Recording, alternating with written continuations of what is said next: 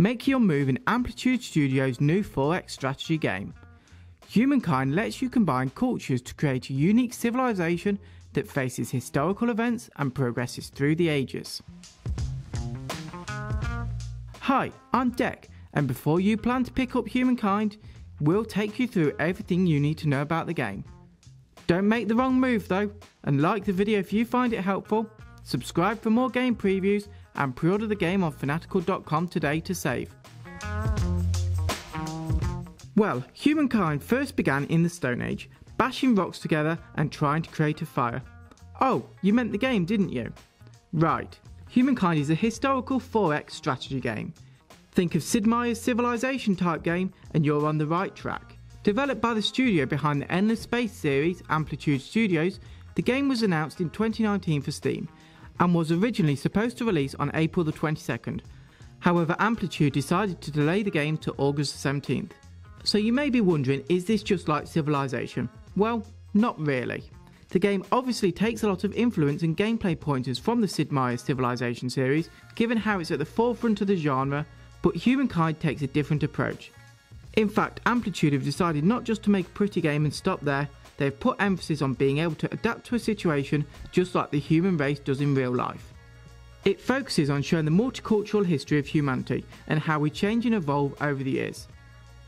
In terms of creativity, players will be able to modify everything including the AI in case there's something you want to try. And there's also a character creator akin to what you'd find in a traditional RPG, complete with sliders and numbers to change to your heart's content. So you may be wondering, does that mean we'll be playing through the different eras of history? Well, good news, yes it does. There's 6 different eras in Humankind, from the ancient world to the modern age. Within these eras, each has 10 different cultures you can choose from to play as in the next era.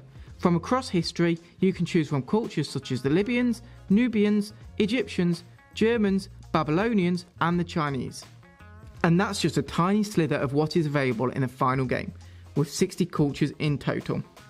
In the game, cultures have unique traits and habits, and it's strategically important to choose wisely, as combining cultures leads to changes in your affinity and how you progress. When it comes to combat, there are a few options that players will encounter. Battles will occur when your army encounters an enemy force, turning that section of the world map into a marked out battlefield, known as a tactical map. Both sides will be able to deploy units within this battlefield section and can even move more units in to help allies. But before you do that, you need to research the organised warfare technology. Sieges take place outside yours and your enemy's cities.